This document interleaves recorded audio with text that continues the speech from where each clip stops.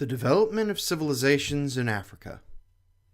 The objectives are: 1. Identify Africa's 4 distinct climate zones that affected the development of African civilizations. And 2. Explain how the mastery of farming gave rise to the first civilizations in Africa: Egypt, Kush, and Aksum. Now, first beginning with geography, like we have in all spaces in the world, after Asia, really, Africa is the largest of the continents, really 5,000 miles, and is home to several distinct geographical zones.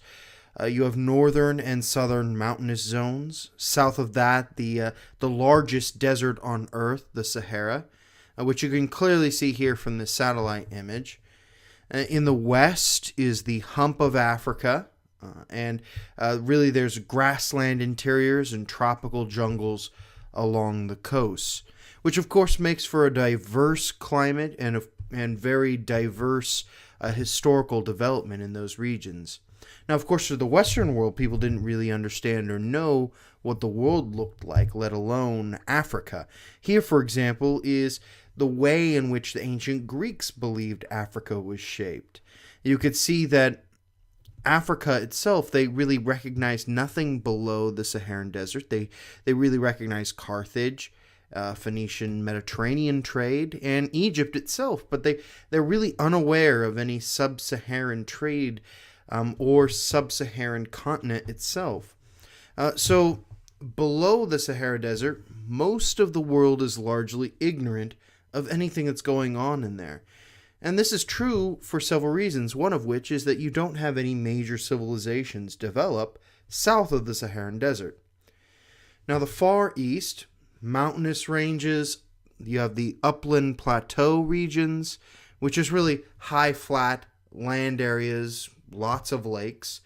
You have the Great Rift Valley, which is really mountainous all over, deep canyons with grassland populations. And then you really have the Congo River Basin, which is really one central area for a dense jungle, not a lot of people, really developing civilization there. Now, lots of this has to do with the fact that the climate in lots of these areas is just inhospitable in general to human development and human civilization. So you have a mild climate zone, really, that stretches across northern and the southern regions. So you of course can get some major crop development in that southernmost portion and that northernmost portion. Crop production could support probably large populations in those regions. Of course, deserts are unlikely to be able to produce a large quantity of crops. So deserts were large climate zones, no question. 40% of Africa, between the Sahara and the Kalahari. You don't really have a lot of people groups establishing themselves there. You also have rainforests that stretched along the equator, around 10% of Africa as a total. But the problem with this is that the region had really little cattle, and really because of that, then low people, and part of this is due to the tsetse fly. Now, the issue here is that when this fly bites, it leads to a sleeping sickness, which is detrimental to cattle. If you could see here in the graph, the map, that the blue areas is where this fly is really well known.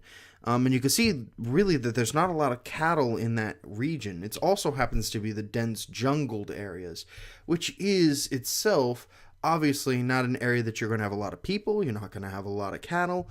So this whole area is going to be largely void of major civilizations. So too is the desert, which leaves only a few spaces in Africa, despite its size, for the development of massive civilizations. Tribal groups, no question, but major city-urban centers, very rare. And the other space is the savannas, which you have broad grasslands, and really they're dotted with trees and shrubs, but that equates to somewhere around 40% of Africa, which is really, there's a lot of farming, and you can have a lot of herding of animals, and so perhaps an ideal place for some civilization to arise. Now, of course, there are several locations of where these civilizations kind of crop up first. First, of course, we can speak about the Kush. Somewhere around 2000 BCE, a trade arose between Egypt and southern Nubia. Now, this trade was largely things coming out of the interior of Africa, filtering through Egypt and into the Mediterranean. Items like ivory, largely coming from elephant tusk, ebony, frankincense.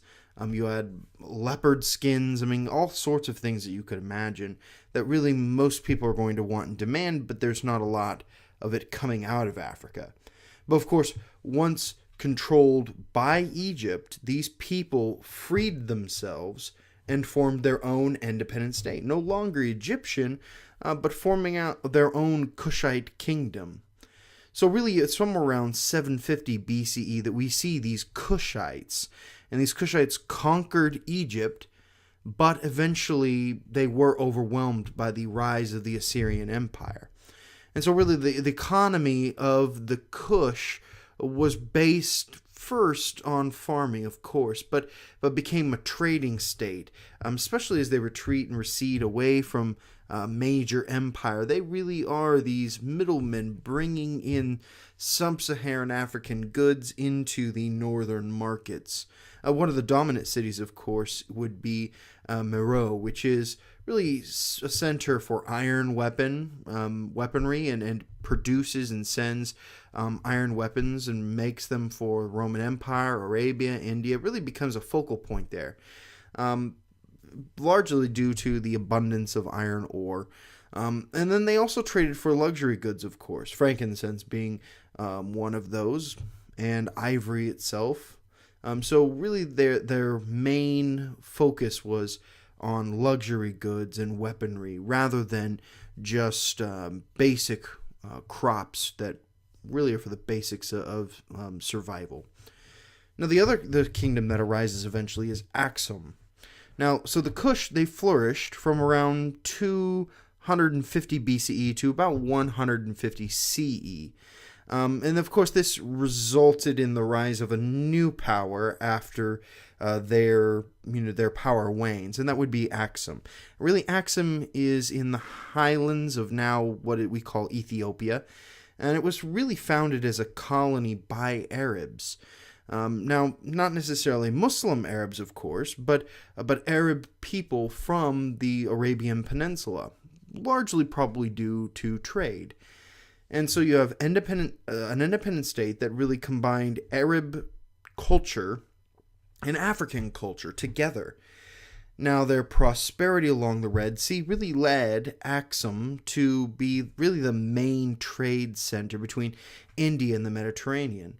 That Indian Ocean trade network that's just booming and flourishing, interconnecting Southeast Asia, India, that eastern coast of the eastern coast of Africa is really creating this intricate really trade network that's allowing all of those goods from India, for example, carrying those through Africa up into the Mediterranean.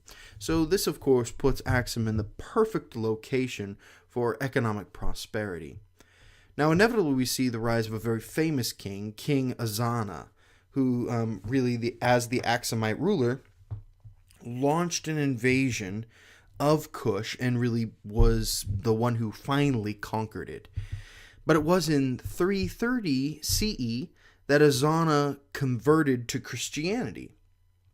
Now, really, this was the result by the fact that you had Syrian Christians, whom were sailors, that had crashed on the eastern coast of Africa and had inevitably then given the Christian theological, religious, ethical system to these Aksumite people.